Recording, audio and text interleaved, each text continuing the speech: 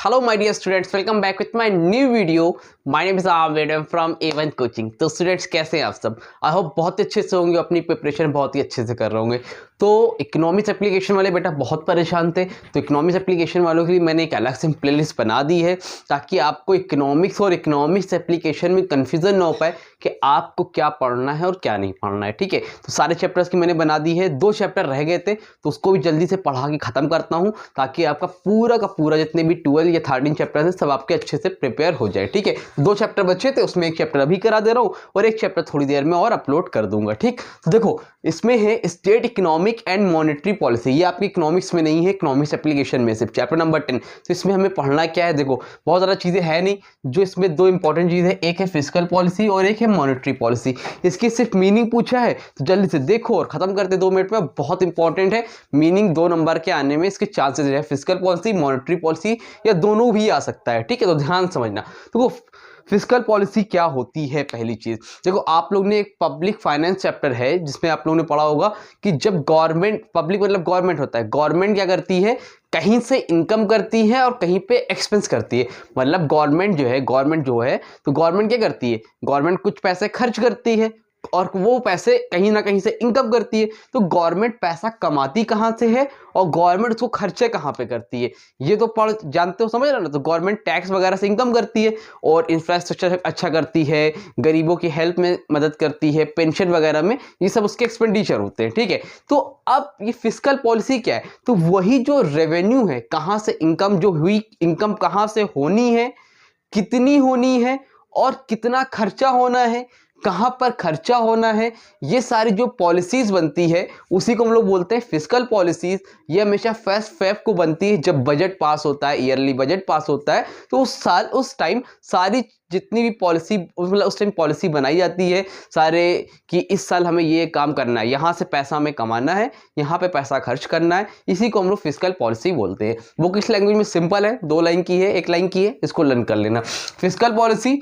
Refers to, fiscal policy क्या कहते हैं, refers to revenue and expenditure. Revenue माने इनकम, एक्सपेंडिचर माने खर्चे, पॉलिसीज ऑफ द गवर्नमेंट, जो गवर्नमेंट की पॉलिसीज है। Fiscal policy refers to revenue and expenditure policies of the government. Government की जो भी रेवेन्यू और एक्सपेंस की पॉलिसी है उसी को हम लोग क्या बोलते हैं बेटा, फिस्कल पॉलिसी बोलते हैं। क्लियर है, समझ में आ गया। नंबर 2 पर है मॉनेटरी पॉलिसी। क्या है मॉनेटरी पॉलिसी? जिन बच्चों ने सेंट्रल बैंक चैप्टर अच्छे से पढ़ा होगा उनको सारी चीजें क्लियर होगी, ऑलरेडी मॉनेटरी पॉलिसी जानते होंगे।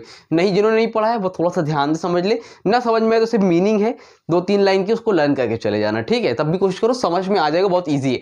मॉनेटरी पॉलिसी का मतलब होता है सॉरी, मॉनेटरी पॉलिसी का मतलब होता है कि एक आपका सेंट्रल बैंक होता है, पता ही होगा, जो सबसे सुप्रीम बैंक होता है, सबसे बड़ा होता है, हर कंट्री का एक होता है, और उसके नीचे कॉमर्शियल बैंक होते हैं। कौन होते हैं? कॉमर्शियल बैंक होते हैं। और इसके नीचे कौन होता है बेटा? कस्टमर होता है।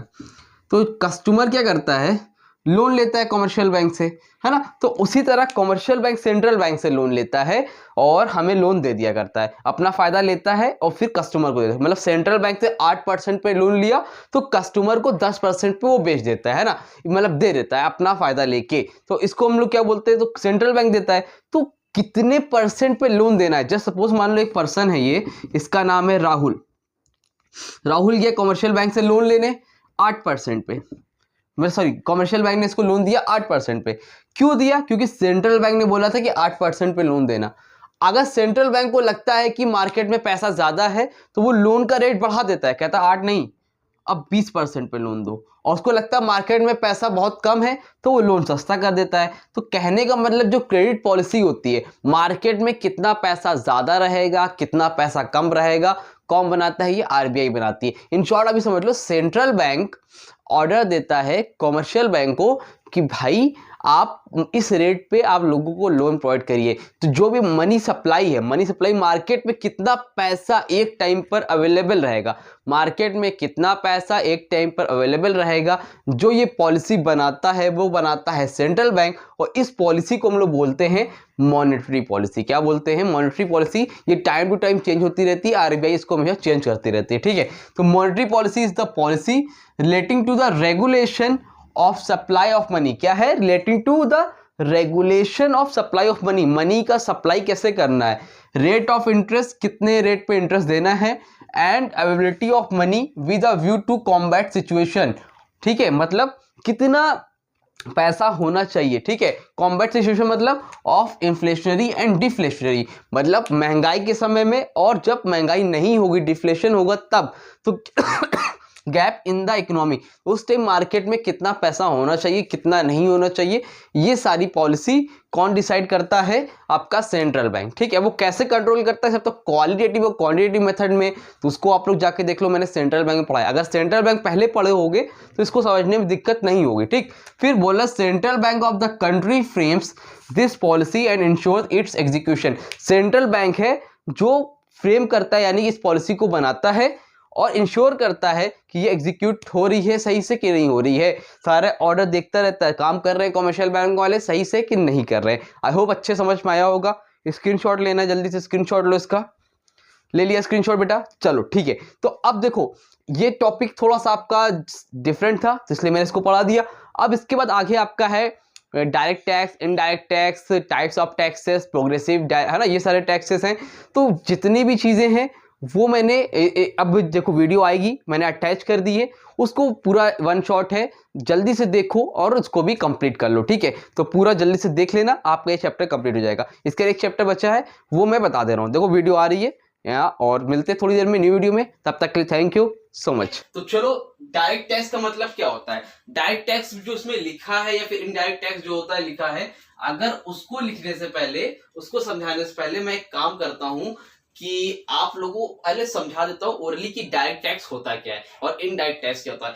इसको अच्छे समझना, अगर ये समझ गए तो लाइफ टाइम याद रहेगा। ठीक है, बहुत ही सिंपल तरीके से देखो, डायरेक्ट टैक्स का मतलब क्या होता है, टैक्स का मतलब क्या होता है, जो गवर्नमेंट हमसे लेती है। टैक्स का मतलब क्या होता है, जो गवर्नमेंट हमसे लेती है। ठीक है, अब दो तरीके से टैक्स लेती है, यानी कि एक डायरेक्ट तरीके से और एक इनडायरेक्ट तरीके से। मतलब टैक्स मतलब पैसा लेती है हमसे। ठीक है, अब किस तरह से लेती है, एक डायरेक्ट और एक क्या है, इनडायरेक्ट। अब डायरेक्ट टैक्स का मतलब समझो, डायरेक्ट टैक्स का मतलब एक तरह से समझो जिसमें पेन होता है।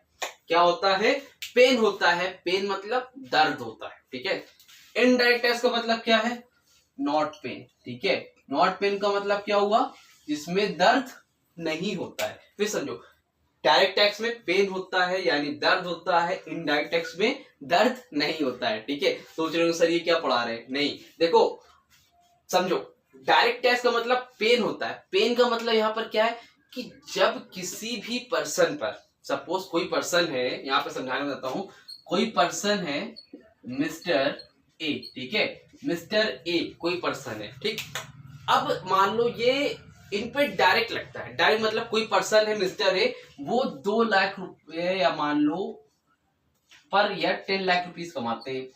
अब गवर्नमेंट ने फिक्स करके रखा है कि जो लोग, एक एग्जांपल लेते हैं, एग्जैक्ट मुझे फिगर नहीं याद है, जो लोग 8 लाख या 10 लाख या 9 लाख कुछ अमाउंट होता है जो पर ईयर में इससे ज्यादा कमाते हैं। ठीक है, वो लोग जो है गरीबों में नहीं आते, वो एक उसमें आते हैं जिनको डायरेक्ट टैक्स पे करना होगा। मतलब जिनकी इनकम पर ईयर 6 लाख या 7 लाख से ऊपर है, उनको क्या करना पड़ेगा, डायरेक्ट टैक्स पे करना पड़ेगा अपनी इनकम से। जैसे आपके बड़े बड़े स्टार होते हैं ना, सलमान खान, शाहरुख खान, अक्षय कुमार, ये सब क्या है, या फिर जितने बड़े बड़े बिजनेसमैन है। ठीक है, तो वो लोग जितना पैसा कमाते हैं, आपने सुना होगा इन्होंने इतना टैक्स पे किया, इन्होंने इतना टैक्स पे किया। तो वो क्या होता है, किसी पर्सन पर डायरेक्ट होता है कि उसको पे करना ही है। अगर वो ज्यादा कमा रहा है तो उसको पे टैक्स करना पड़ेगा। ठीक है, मतलब अब इसमें क्या है, पेन क्यों होता है, भाई एक पर्सन है 10 लाख रुपए कमाता है, मेहनत करता है, ज्यादा पैसा कमाता है, गवर्नमेंट क्या करती है, कहती है भाई टैक्स पे करो।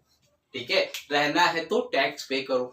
अब इसको चुभेगा ना, पेन होगा ना कि यार मैं तो कमा रहा हूं, मैं तो मेहनत कर रहा हूं, और मुझसे जो है 10 लाख में कमा रहा हूं, 1 लाख मुझसे लिया जा रहा है, बिना वजह का लिया जा रहा है। इसको पे दर्द होगा कि नहीं हो, भाई आप मान लो मेहनत करो, सुबह से लेके शाम तक मेहनत करो। ठीक है, उसके बाद आप पैसा कमा के आए, मैं कहूं भाई हाँ तो 100 रुपए कमाए, चलो 60 रुपए मुझे दो, क्या होगा, पेन होगा बिना वजह का। मैंने कहा रहना है तो पे करना पड़ेगा। ठीक है, तो उसमें क्या होगा, पेन होगा। उसी तरह इस पर्सन को या किसी भी पर्सन को डायरेक्टली इंपोज किया जाता है कि अगर आपकी अर्निंग ज्यादा है, एक अमाउंट से ऊपर है, तो आपको क्या करना पड़ेगा, टैक्स पे करना पड़ेगा। जब किसी पर्सन पर डायरेक्टली किसी पर्सन पर डायरेक्टली इम्पोज किया जाता है टैक्स, उसको हम लोग क्या बोलते हैं, डायरेक्ट टैक्स बोलते हैं।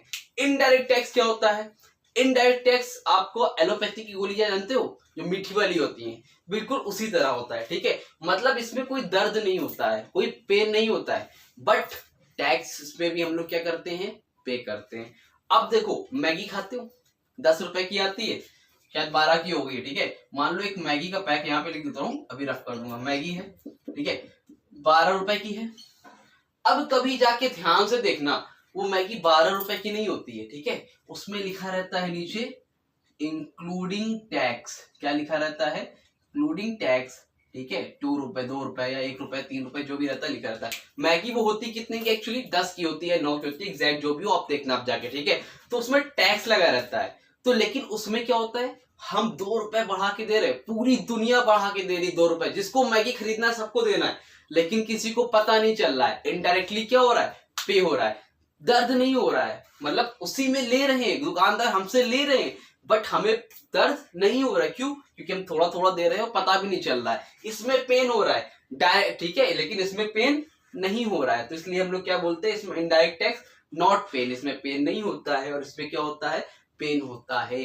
पेन और अनपेन, नॉट पेन लिख के मत चले आना पेपर में, ठीक है, ये समझाने के लिए बता रहा हूँ। उसी तरह आप मान लो मूवी देखने जाते हो, या फिर आप मैकडॉनल्ड में गए, आपने एक बर्गर खाया, तो उसमें कभी भी देखना, उसमें भी लिखा रहता है कि आपने बर्गर आपका 50 रुपए का है, 50 रुपीज का, तो लिखा रहता है नीचे इंक्लूडिंग टैक्स, ठीक है। आजकल तो जीएसटी भी लिखा रहता है, जीएसटी लिखा है, तो इंक्लूडिंग टैक्स का मतलब क्या है, यहाँ पर टैक्स इन्वॉल्व है। 50 रुपए का बर्गर है तो 20 रुपए का आपको क्या लग गया है, टैक्स लग गया है। आप 20 रुपए टैक्स पे कर रहे हो ना, खा रहे हो, पी रहे हो, कुछ भी कर रहे हो एक्सेट्रा, बट आपका सामान खरीद रहे हो, परचेज कर रहे हो, कुछ भी जीन्स खरीद रहे हो, है ना, लेकिन उसपे क्या हो रहा है, टैक्स लग रहा है, बट हमें पता नहीं चल रहा है। हमें तो लग रहा है कि हमने जीन्स खरीदी है, उसका अमाउंट हमने पे कर दिया, और उसमें टैक्स लग रहा है। तो कहने का मतलब खाने से लेके पहनने तक जितने भी सामान है, आपके सब में टैक्स लगता है, बट हमें मालूम नहीं चलता है, पेन नहीं होता है, इसलिए डायरेक्टली नहीं लगता है, इसलिए इनडायरेक्ट टैक्स को बोलते हैं। ये डायरेक्टली लगता है किसी पर्सन पर, इसलिए डायरेक्ट टैक्स बोलते हैं। समझ में आया,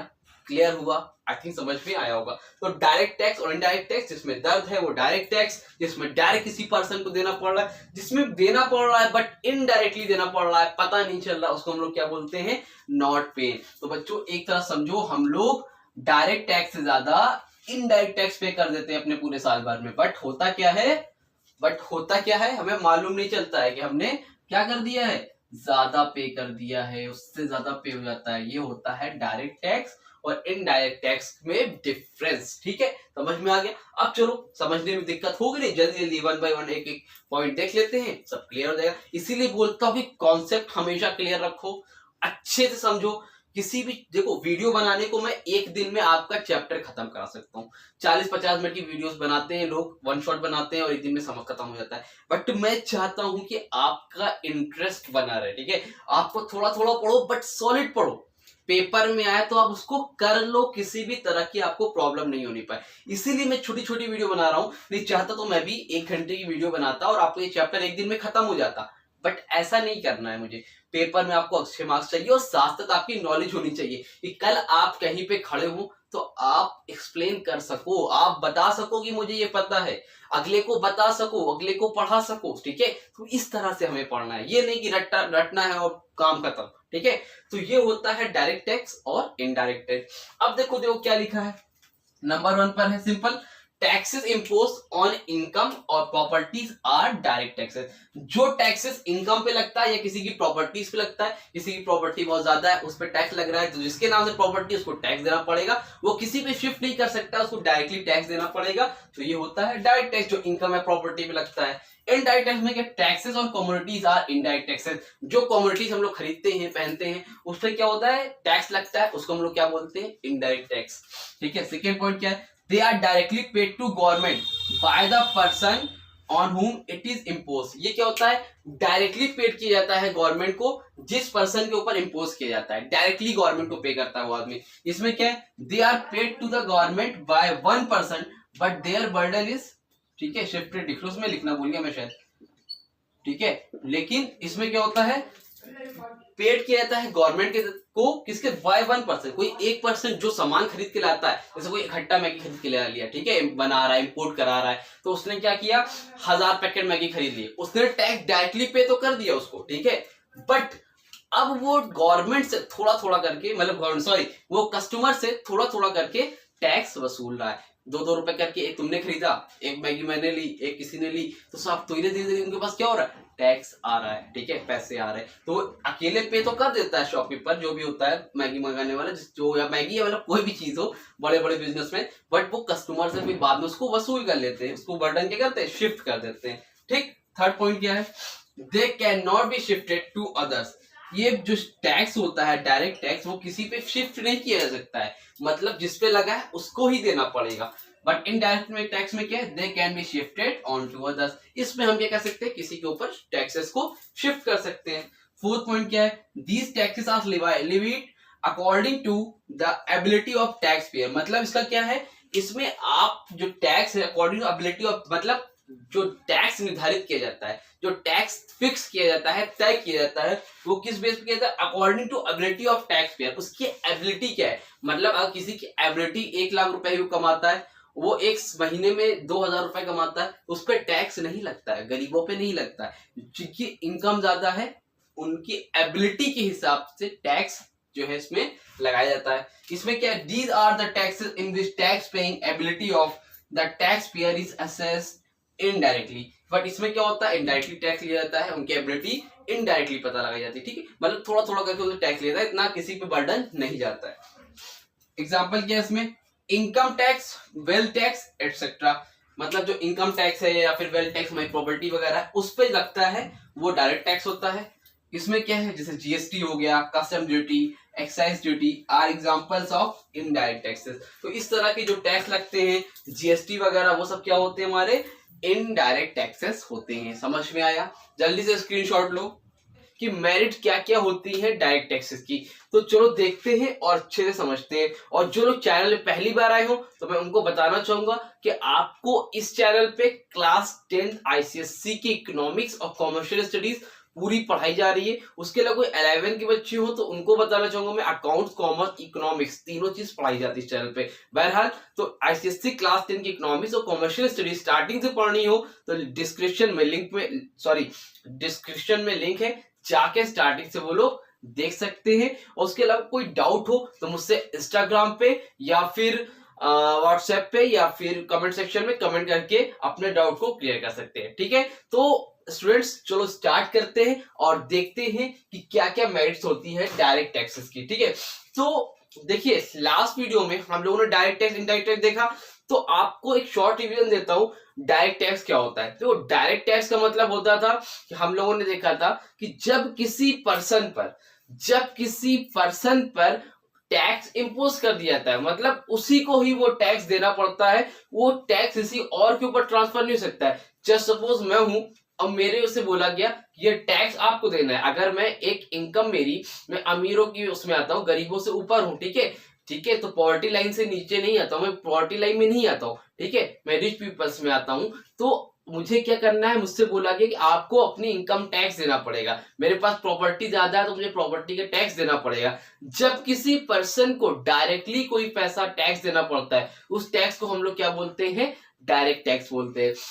तो अब इसकी मेरिट क्या है वो देखते हैं, ठीक है। नंबर 1 पर है इकोनॉमी। नंबर 1 पर क्या है, इकोनॉमी। इकोनॉमी मतलब इसमें बोला गया है डायरेक्ट टैक्स जो होता है वो क्या होता है, इकोनॉमिकल होता है। किस सेंस में इकोनॉमिकल होता है समझिएगा। देखिए डायरेक्ट टैक्स लिखा है, direct taxes are economical, a cost of collecting them is low. मतलब जब हम लोग टैक्स को कलेक्ट करते हैं तो उसके लिए कोई ना कोई ऑफिसर्स वगैरह होते हैं जो गवर्नमेंट के लिए टैक्स क्या करते हैं, कलेक्ट करते हैं। तो जो कलेक्ट करने वाले होते हैं, कॉस्ट ऑफ कलेक्टिंग मतलब जो कॉस्ट लगती है टैक्स को कलेक्ट करने में, वो क्या होती है, लो होती है। क्योंकि टैक्स देने वाले बहुत ज्यादा तो है नहीं, ठीक है, ज्यादातर तो हमारे देश में क्या है, गरीब है। तो टैक्स जो नॉर्मली गरीबों से मतलब जो मिडिल क्लास वालों से कलेक्ट करते हैं या फिर जो बहुत हाई लेवल के लोग होते हैं उनसे कलेक्ट करते हैं, तो वो सेम ऑफिसर होते हैं, वो कलेक्ट कर लेते हैं। इन शॉर्ट कहने का मतलब है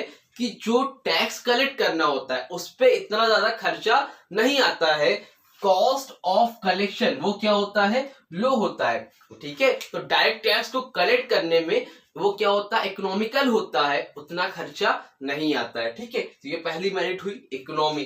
तो नंबर 2 पर क्या है, इक्विटी। इक्विटी का मतलब होता है एक तरह से बराबर रखना। ठीक है, किसको बराबर रखना, जो अमीर है और जो गरीब है। देखो अमीर यहां चला गया है, गरीब यहां चला गया है। ठीक है, रिच पीपल्स यहाँ है, पुअर पीपल्स कहाँ यहाँ है, तो दोनों को धीरे धीरे बराबर लाने का काम करता है कौन, डायरेक्ट टैक्सेस। कैसे, अमीरों से पैसे लेते हैं, क्या करते हैं, अमीरों से मींस रिच पीपल से पैसे ले लेते हैं। ठीक है, उनसे क्या करते हैं, टैक्स लेते हैं, और वही टैक्सेस से क्या करते हैं, उसी टैक्सेस से गवर्नमेंट क्या करती है, जो पुअर्स होते हैं, जो गरीब होते हैं, उनकी क्या करती है, हेल्प करती है। ठीक है, तो धीरे धीरे वो क्या हो रहा है, अमीरों से पैसा आ रहा है और वही पैसा क्या करा जा रहा है, गरीब में खर्च किया जा रहा है। ठीक है, तो बोल रहे हैं these taxes are determined according to the ability to pay. ठीक है, तो ये जो टैक्स होता है वो डिसाइड होता है किसके, एबिलिटी टू पे के हिसाब से। इस पॉइंट को याद रखना, एबिलिटी टू पे मतलब जिसकी हैसियत है, जो इस लायक है,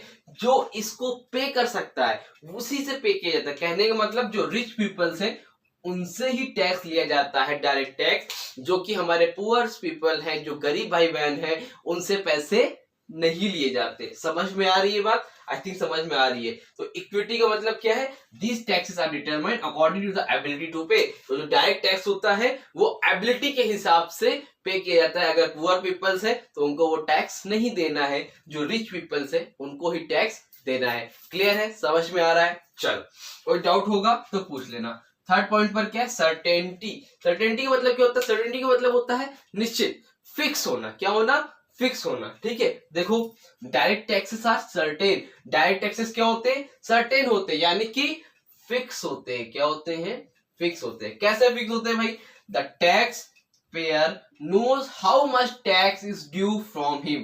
जो टैक्स पेयर होता है, जिसको टैक्स देना होता है, उसको पता होता है कि उसको कितना टैक्स देना है और कितना टैक्स नहीं देना है। कहने का मतलब डायरेक्ट टैक्स की जो मेरिट होती है ये, कि जो टैक्स देने वाला है उसको पता है कि मुझे 10,000 टैक्स पे करना है, 12,000 पे करना है, 15,000 करना है, कितना करना है उसको पहले से पता होता है। तो वो उसी हिसाब से अपना जो इनकम है, जो अपना एक्सपेंडिचर है, उसी के अकॉर्डिंग वो एडजस्ट करता है और टैक्स को अलग करके रखता है, ताकि जब टैक्स पे करना हो तो उसके पास किसी भी तरह की प्रॉब्लम ना होने पाए। इस तरह गवर्नमेंट को ही पता होता है कि कितना टैक्स आने वाला है, कितना उसके पास कलेक्शन होगा, कितना रेवेन्यू होगा। तो मतलब इसका फायदा क्या है, ये फिक्स होता है तो लोगों को टैक्स देने में इजी होता है, पहले से पता होता है कि कितना टैक्स देना है, कितना नहीं देना है, तो वो पहले से आदमी अपने इनकम के हिसाब से उसको एडजस्ट कर लेता है। वही लिखा है due from him when and so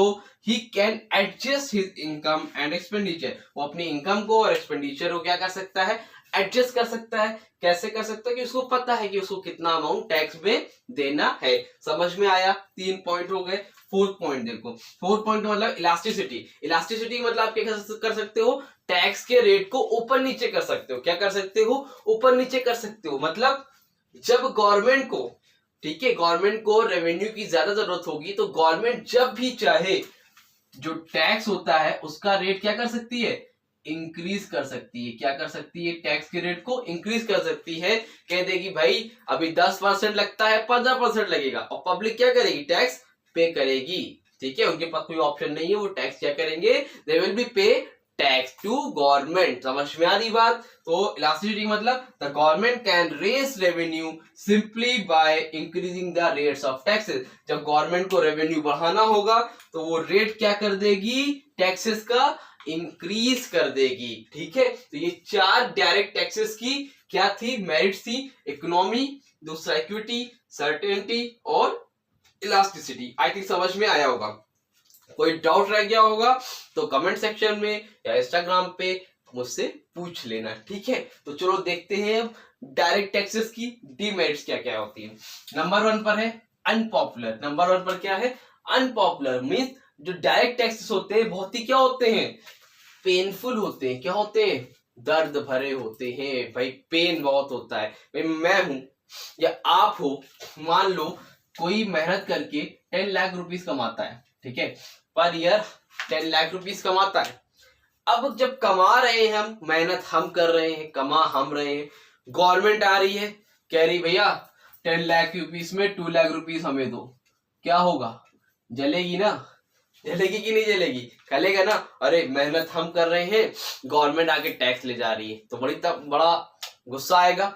तो वही बोल रहे हैं कि डायरेक्ट टैक्सेस क्या होता है? पेनफुल होता है to tax payers as they are not transferable, मतलब ऊपर से क्या है, ट्रांसफरेबल नहीं है, जिस पर्सन पर लगा है उसको टैक्स देना पड़ेगा। तो डायरेक्ट टैक्स क्या होता है? अनपॉपुलर होता है, मतलब किसी को भी इतना पसंद नहीं होता है, लोग इसको देना नहीं चाहते हैं, बट उन्हें देना पड़ता है, और ट्रांसफरेबल भी नहीं सकता है, तो उस पर्सन को देना ही पड़ेगा, इसलिए इसकी क्या होती है? डिमेरिट्स होती है। नंबर 2 पर क्या है? इनकन्वीनियंस, मतलब बहुत इनकन्वीनियंस होता है, बहुत दिक्कतें आती हैं। जो देखो, एक तो मैं टैक्स पे कर रहा हूँ, 10 लाख रुपीस कमाता हूँ, 2 लाख रुपए मैं टैक्स पे कर दे रहा हूँ। उसके साथ अब देखो दूसरी हरकत क्या हो रही है, बोला जा रहा है कि आप टैक्स तो पे करते हो, उसके लिए पूरे रिकॉर्ड्स मेंटेन करो, मतलब दिखाओ कि क्या 10 लाख ही कमाते हो आप, क्या ऐसा तो नहीं है कि आप 20 लाख कमाते हो, आप 10 लाख दिखा रहे हो, अपनी इनकम को कम कर रहे हो। तो उसके लिए अकाउंट्स मेंटेन करने पड़ते हैं। क्या करने पड़ते हैं? बहुत मेहनत करनी पड़ती है, अकाउंट्स मेंटेन करने पड़ते हैं। As a proof tax payer को दिखाना पड़ता है कि हाँ मेरी इनकम इतनी है, इससे ज्यादा नहीं है, ठीक है। तो एक तो टैक्स भी पे करो, उसके बाद सबूत भी पेश करो कि भाई देखिए, हाँ मैं जो हूँ टैक्स पे करता हूँ, इतनी ही मेरी इनकम है, ठीक है। तो इनकन्वीनियंस का मतलब क्या है? Direct tax are inconvenient as the tax payer has to submit the statement of his total income. Submit the statement of his total income, उसकी जो टोटल इनकम होती है उसको क्या करना पड़ता है? सबमिट करना पड़ता है अलॉन्ग विद देयर सोर्सेस, ठीक है। जो उसके पास सोर्सेस जरिए से आते ही जो इनकम आती है उसको शो करना पड़ता है कि हाँ ये मेरी इतनी ही इनकम है। तो उसको एक डेटा भी तैयार करना पड़ता है, इसमें टाइम लगता है, ये सारी एक्टिविटी करनी पड़ती है जो टैक्स पे करता है। थर्ड क्या है? तो ये डिमेरिट्स होगी, भाई किसी को भी दिक्कत होगी तो क्या होगा? उसके लिए डिमेरिट्स ही तो है।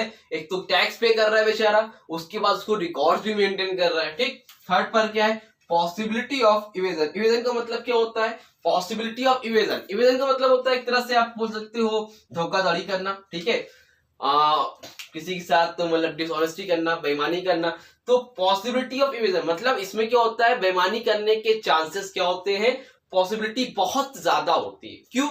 कि जो भी पर्सन टैक्स पे करता है, ठीक है, वो क्या कर सकता है? जो भी अपने अकाउंट्स बना रहा है उसमें इनकम दिखाई नहीं, ठीक है, 10 लाख की जगह दिखा दे हम तो 2 ही लाख रुपए कमाते हैं, हम तो गरीबों में आते हैं, एक साल में 2 लाख से ऊपर कमाते ही नहीं है।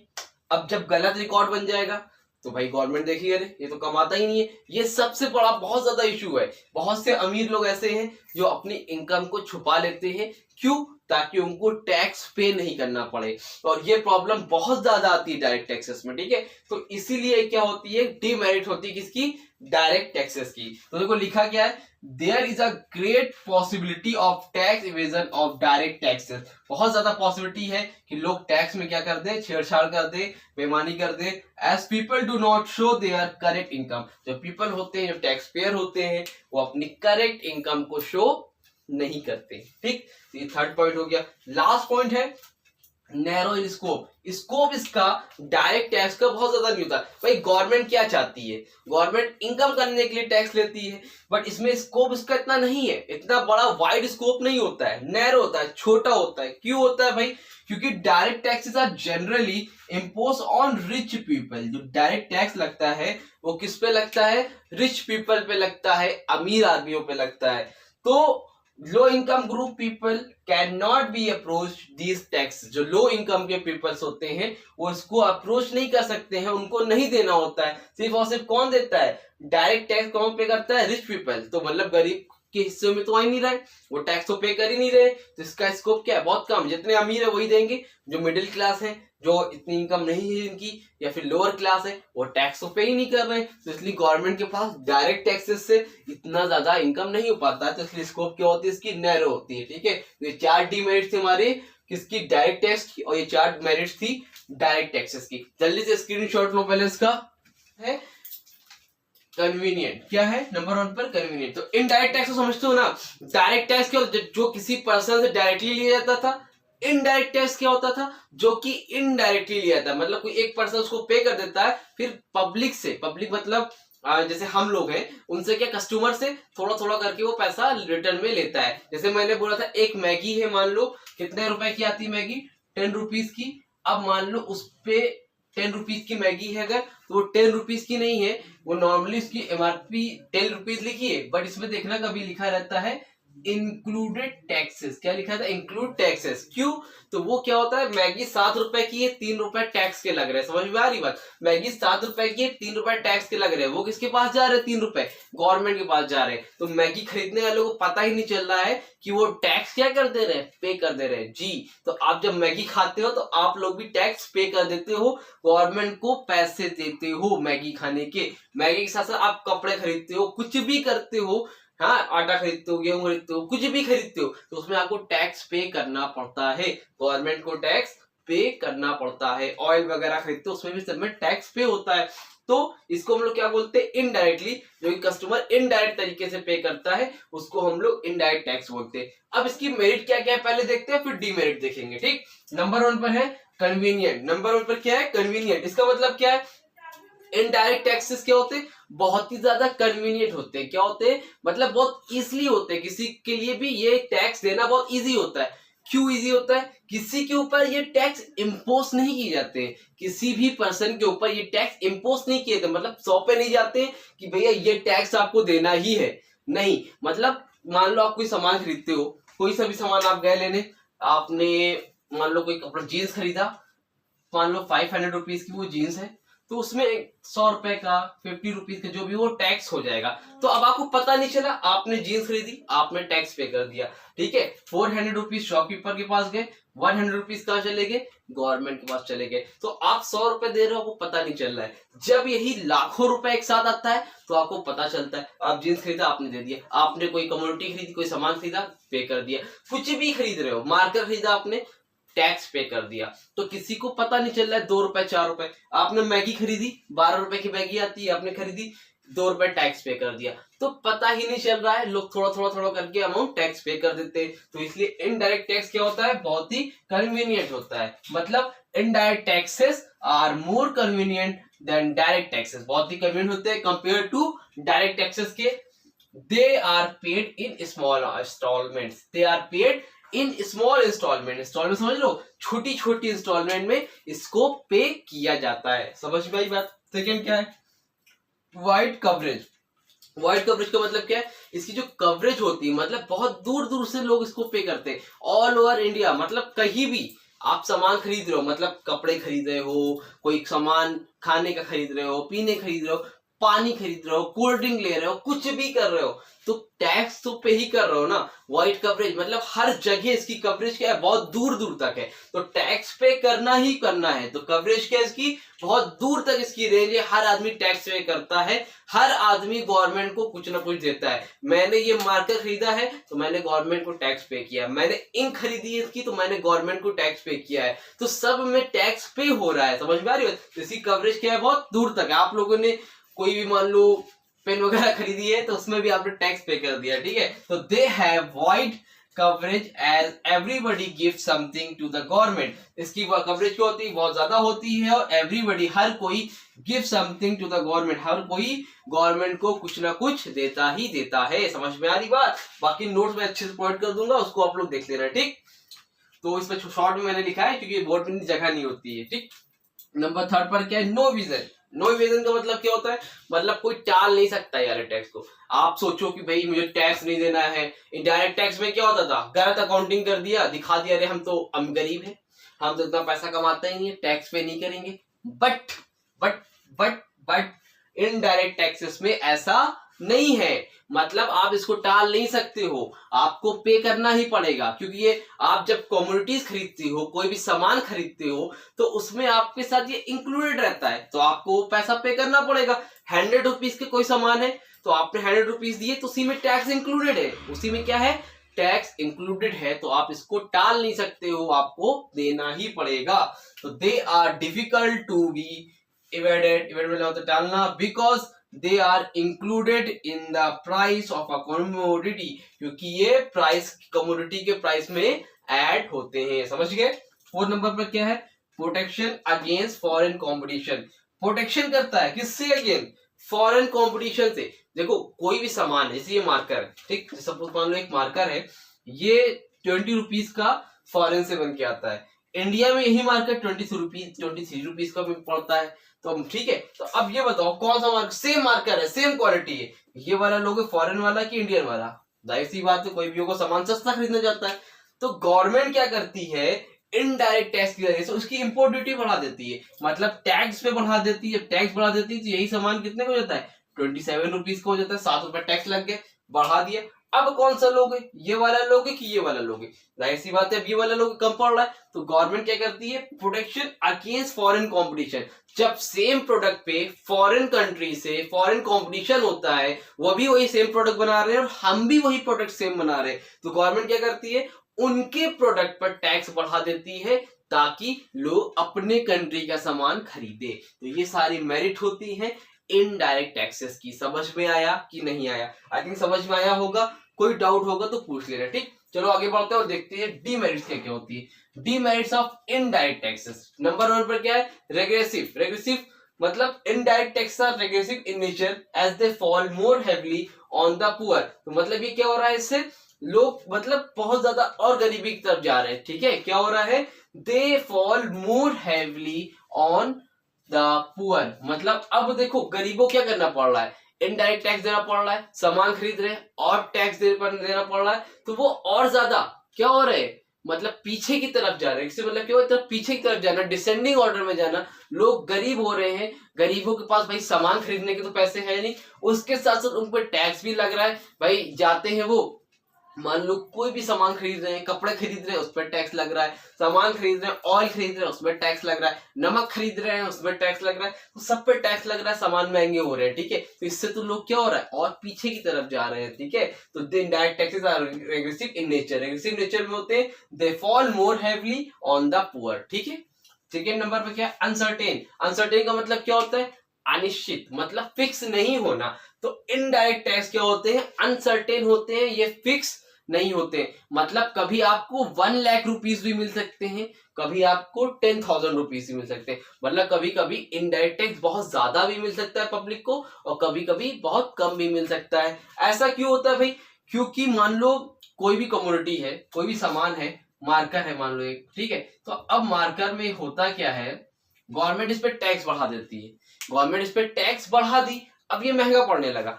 ये क्या हो गया, महंगा पड़ने लगा, तो पब्लिक क्या करेगी, टैक्स अगर मार्कर बहुत महंगा हो जाएगा तो पब्लिक क्या करेगी, जाहिर सी बात है चौक खरीदने लगेगी। क्या करने लगेगी, चौक खरीदने लगेगी। और जब मार्केट में कम मार्कर बिकेगा तो उस पर टैक्स मिलेगा, नहीं मिलेगा। तो जब कोई भी कमोडिटी पर एक गवर्नमेंट टैक्स बढ़ाती है, ठीक है, वो टैक्स क्या कर रही है, बढ़ा रही है, लेकिन सामान तो कम हो रहा है ना खरीदना। तो कभी कभी क्या होता है, टैक्स घटता है, सामान ज्यादा बिकता है। तो फिक्स नहीं है कि कोई सामान कितना बिके या कितना नहीं बिके। अगर ज्यादा बिकता है तो टैक्स ज्यादा आएगा, सामान कम बिकता है तो टैक्स क्या होगा, कम आएगा। तो इसलिए बोले अनसर्टेन, कंफर्म नहीं है कि कितना टैक्स मिलेगा। जबकि डायरेक्ट टैक्स में था, ये कंफर्म था कि कितना मिलना है, 1% से कितना पैसा आना है, कंफर्म है। पर इनडायरेक्ट टैक्स में कंफर्म नहीं होता है। ठीक, तो income from indirect taxes is uncertain.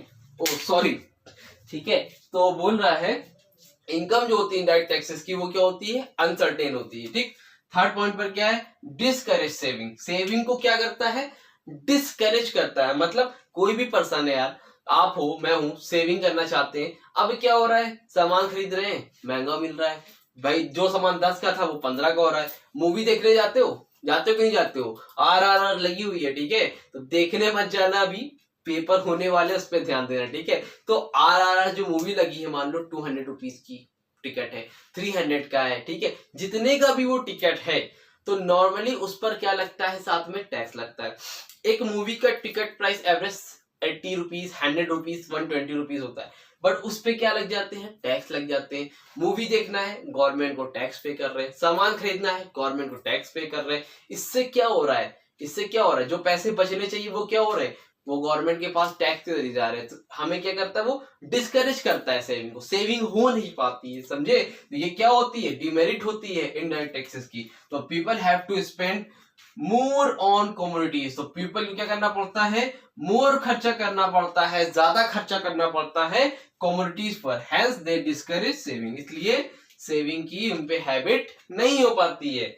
Number 4 पर क्या है, इन्फ्लेशनरी। इन्फ्लेशनरी का मतलब क्या होता है, महंगाई, ठीक है। इन्फ्लेशन एक चैप्टर है आगे जो कि हमें पढ़ना है और बहुत इंपॉर्टेंट है, बहुत जल्द पढ़ेंगे, इसी वीक में हम लोग इन्फ्लेशन पढ़ेंगे, ठीक है। जो लोग इन्फ्लेशन के लिए परेशान है तो वो चैप्टर बहुत जल्द इसी वीक हम लोग स्टार्ट कर देंगे, ठीक है।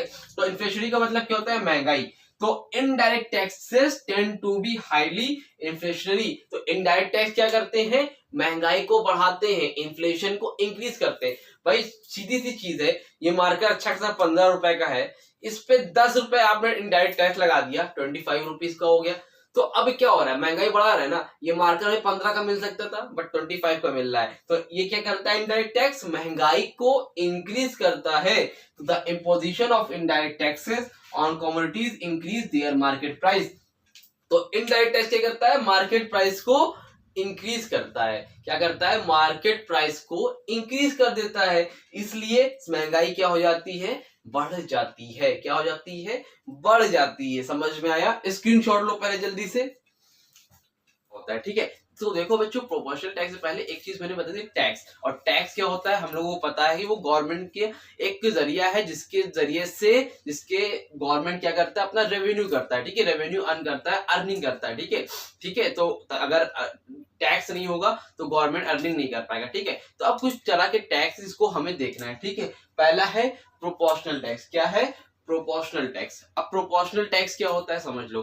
देखो प्रोपोर्शनल टैक्स का मैं देखो लिखा है, under the proportional tax system all incomes are taxed at a uniform rate, ठीक है। क्या लिखा है, यूनिफॉर्म रेट। यूनिफॉर्म का मतलब क्या होता है, एक जैसा। यूनिफॉर्म का मतलब क्या होता है, एक जैसा, ठीक है। तो ये बोल रहा है under the proportional tax system all incomes are tax at a uniform rate. मतलब ऑल इनकम्स आर टैक्स मतलब जितने भी लोग हैं उनकी इनकम जितनी भी हो, बट सबका टैक्स रेट क्या होगा, सेम होगा, ठीक है। मतलब जितनी भी इनकम, किसी की इनकम मान लो 10,000 है, किसी की 20,000 है, किसी की 30,000 है, मतलब इनकम सबकी अलग अलग है, बट जो टैक्स रेट होगा कंट्री में वो क्या होगा, टोटल सेम होगा, ठीक है। एक एग्जांपल देखो लिखा है मैंने, जैसे एक सुनील है, सुनीता है, राजू है, 3 लोग हैं। मान लो सुनील की इनकम 20,000, सुनीता की 30,000 और राजू की 40,000। तो सुनील को 20,000 वाले को भी 10% देना है टैक्स, सुनीता को भी 10% टैक्स देना है और राजू को भी 10% टैक्स देना है। समझ में आ रही बात, मतलब इनकम से जस्ट नॉट मैटर, इससे कोई फर्क नहीं पड़ता है, आपकी इनकम जितनी भी ज्यादा हो बट टैक्स क्या रहेगा, tax will be always same. Tax हमेशा क्या रहेगा, सेम रहेगा। तो इसी को बोलते हैं हम लोग प्रोपोर्शनल टैक्स, ठीक है। सिंपल सा है। देखो ये टैक्स मैंने एक छोटा स्पीकर बना दिया है ग्राफ, जब ये देखो ये लाइन देख लो तो मतलब ये क्या है, ये हमेशा सेम रहेगा, इसमें कोई ऊपर नीचे नहीं हो रहा है। तो इसी को हम लोग बोलते हैं प्रोपोर्शनल टैक्स। समझ में आ गई बात, चलो अब नेक्स्ट देखते हैं प्रोग्रेसिव टैक्स। प्रोग्रेसिव टैक्स क्या होता है, लिखा है a tax is said to be a progressive tax. कब होगा, when the rate of tax increases as the tax payers income increases. मतलब इसमें उल्टा है, इसमें तो कांस्टेंट था बट इसमें टैक्स ऐसा नहीं है।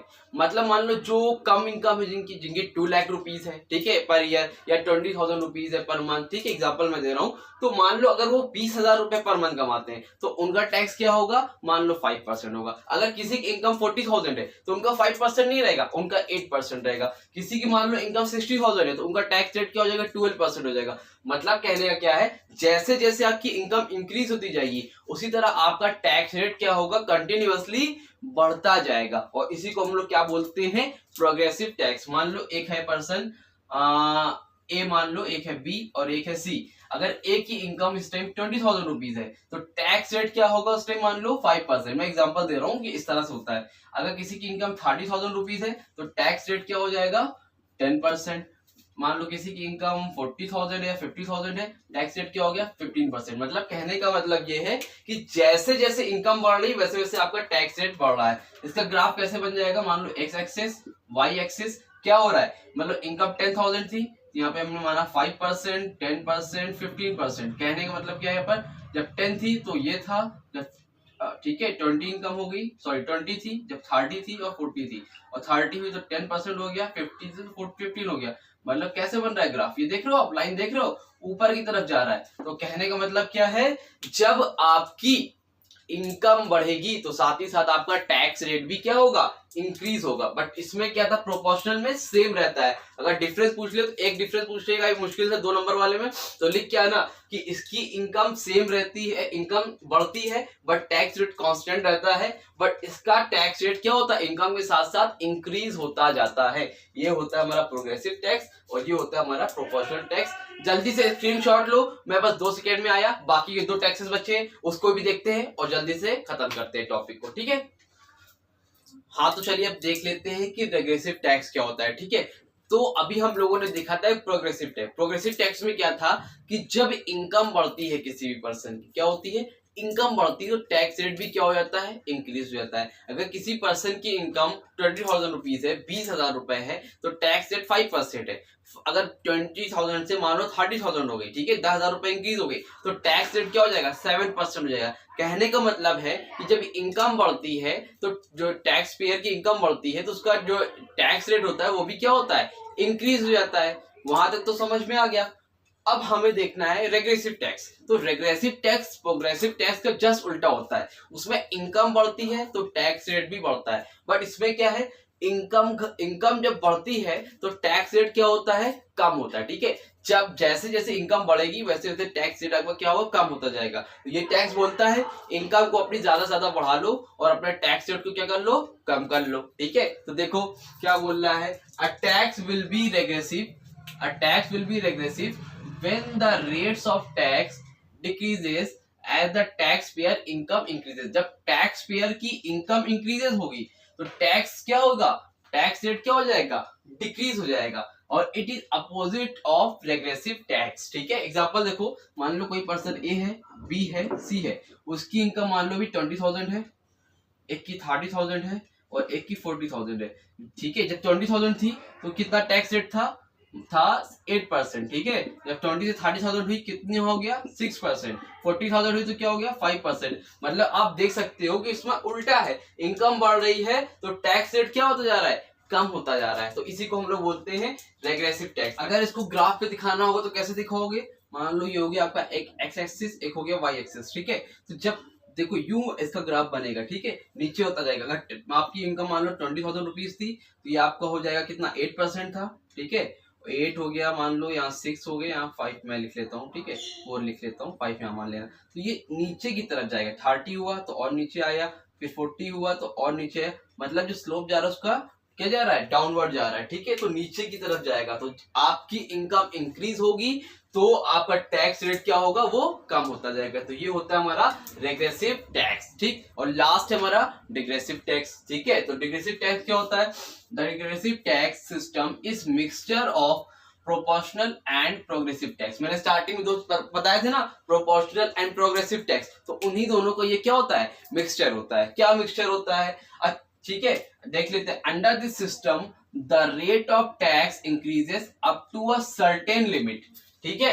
मतलब बोल रहे हैं एक सर्टेन लिमिट तक टैक्स इंक्रीज होता है, उसके बाद but after that a uniform rate is charge, ठीक है। बट एक टाइम के बाद उसमें रेट क्या हो जाता है, सेम टू सेम चार्ज हो जाता है, ठीक है। मतलब क्या बोल रहे हैं, देखो प्रोपोर्शनल टैक्स में मान लो कोई पर्सन ए है, बी है, सी है, ठीक है, ठीक है। तो अब ऐसे केसेस में क्या हो रहा है कि under system the rate tax increases. मान लो अगर ए, तीनों को ए मान लो, ठीक है, कोई पर्सन है ए आमिर मान लो, यार चलो मेरा नाम लिख लेते हैं, ठीक है, आमिर आमिर आमिर। अब भाई जब मेरी इनकम मान लो 20,000 रुपीज थी, ठीक है, टैक्स रेट कितना था, 5%, यहाँ पर एक और लिख लो आमिर, ठीक है।